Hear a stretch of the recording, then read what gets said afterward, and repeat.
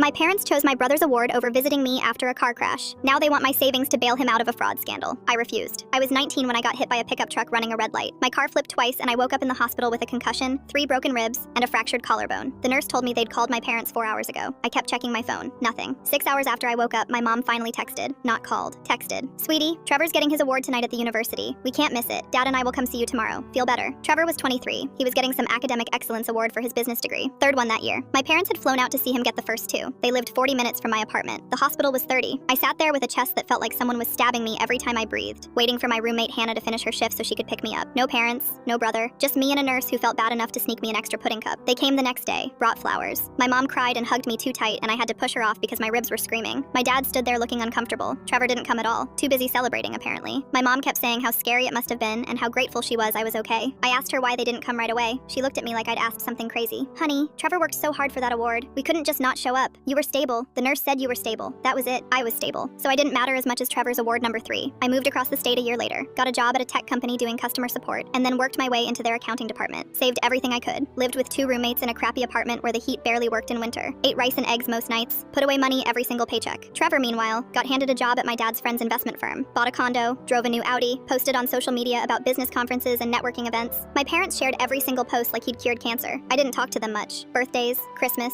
the occasional text. They never asked how I was doing. Just sent me photos of Trevor at fancy restaurants or on vacation. Then last month I got a call from my dad, not a text, an actual call. I almost didn't answer. We need to talk about something important, he said. His voice had that tone, the one that meant he wanted something. Turns out Trevor had gotten himself involved in some investment scheme. He'd convinced a bunch of clients to put money into what he promised was a guaranteed return tech startup, except the startup didn't exist. The whole thing was fake. Trevor had been pocketing the money and using it to fund his lifestyle. Now the clients were suing, and there was going to be a criminal investigation. My dad explained all of this like he was reading me a grocery list. Your brother made a mistake. He needs help. We're asking family to contribute to his legal fees and to pay back some of the clients so this doesn't go to court. I asked how much they needed. $70,000 total. We're asking you for 15. I had 18,000 saved. Every dollar of it earned from overtime shifts and skipped meals and saying no to trips with friends because I couldn't afford it. I said no. My dad went quiet. Then he said, "This is your brother." "Yeah," I said. "The same brother who didn't visit me in the hospital. The same brother you chose over me when I was lying there with broken bones. That's not fair. This is completely different. You're right. When I needed you, nobody was dying or going to jail. I just needed my parents. Trevor screwed up his own life by stealing from people. That's on him." My mom got on the phone, started crying immediately. "Please, we're family. Trevor made a mistake, but he's still your brother. We can't let him go to prison." "Then you pay for it," I said. "Sell the lake house. Sell your cars. Figure it out. I'm not giving you a cent." My dad took the phone back. His voice was different now. Hard. "After everything we've done for you, this is how you repay us? We raised you. We fed you. We paid for your education. You paid the minimum for state school, and I took out loans for the rest. I've been paying those loans for 3 years. And you didn't raise me. You raised Trevor. I was just kind of there." I hung up. They tried calling 6 more times that night. I blocked them. Trevor finally texted me himself 2 days later. "Real classy move. Hope you feel good about yourself." I deleted it.